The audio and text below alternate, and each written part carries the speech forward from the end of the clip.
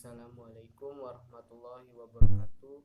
Kami dari kelompok 2 ingin mempresentasikan hasil diskusi kelompok kami yang berjudul Filsafat Yunani Klasik pada masa Pra-Sokrates dan Sokrates. Bangsa Yunani merupakan bangsa yang pertama kali berusaha menggunakan akal untuk berpikir.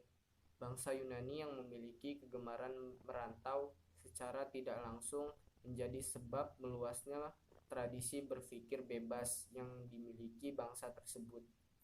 Menurut Barthelemy, lahirnya filsafat Pra-Sokrates juga disebabkan karena kemenangan akal atas dongeng atau mitos yang diterima dari agama yang memberitahukan tentang asal-muasal segala sesuatu. Tujuan filosofi mereka dalam memikirkan soal alam semesta yaitu untuk mengetahui dari mana terjadinya alam atau dari mana alam ini berasal.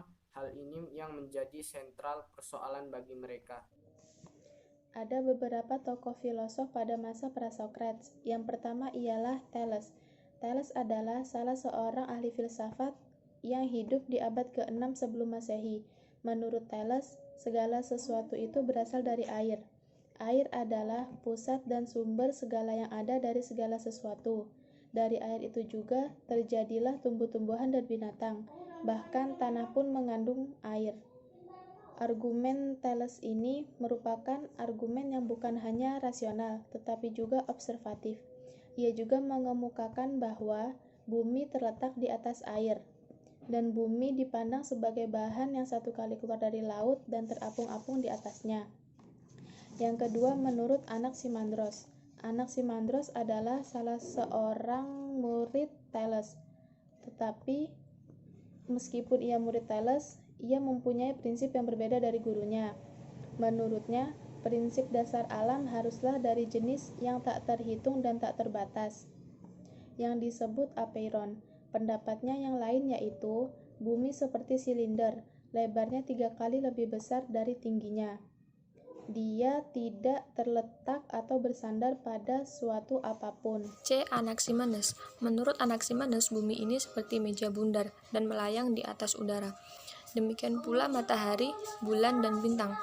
Benda-benda yang ada di jagat raya itu tidak terbenam di bawah bumi sebagaimana yang dipikirkan Anaximandros. D. Pitagoras. Menurut kepercayaan Pitagoras, jiwa manusia asalnya dari Tuhan. Jiwa itu adalah penjelmaan dari Tuhan yang jatuh ke dunia karena berdosa dan dia akan kembali ke langit ke dalam lingkungan Tuhan semula apabila dosanya itu sudah habis dicuci. Hidup di dunia ini adalah persediaan buat akhirat. E. Heraklitos. Ia mempunyai pandangan yang berbeda dengan filosof-filosof sebelumnya. Ia menyatakan bahwa asal segala sesuatu hanyalah satu, yakni api. Ia memandang bahwa api sebagai unsur yang asal pandangannya semata-mata tidak terikat pada alam luaran, alam besar, seperti pandangan filosof-filosof Miletos. Filsafat Yunani pada masa Sokrates. Adapun falsafah pemikiran Sokrates diantaranya, ia mengatakan adanya kebenaran objektif. Dalam membenarkan yang objektif, ia menggunakan metode dialektika, yang berarti bercakap-cakap atau berdialog. Tujuan dari metode itu adalah mengajarkan setiap orang mencari kebenaran.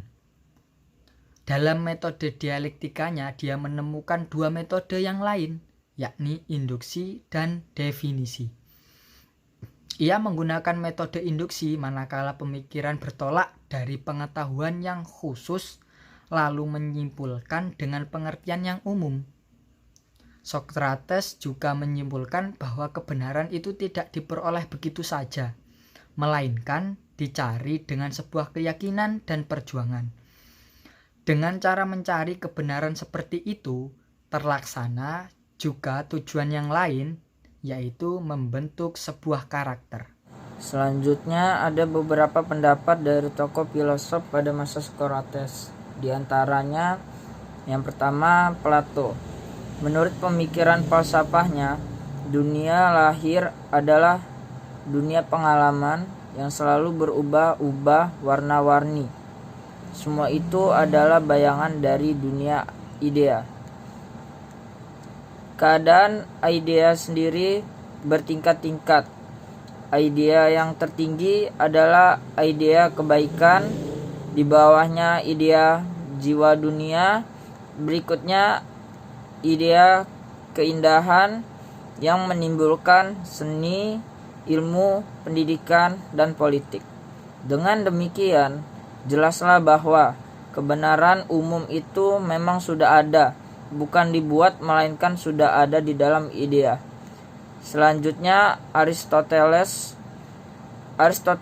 dalam Metaphysios menyatakan bahwa manusia dapat mencapai kebenaran. Salah satu dari teori metafisika Aristoteles yang penting ialah pendapatnya yang menyatakan bahwa matter dan form itu bersatu. Matter memberi substansi sesuatu, sedangkan form memberikan pembungkusnya. Tujuan hidup tidaklah mencapai kebaikan untuk kebaikan, melainkan merasai kebahagiaan.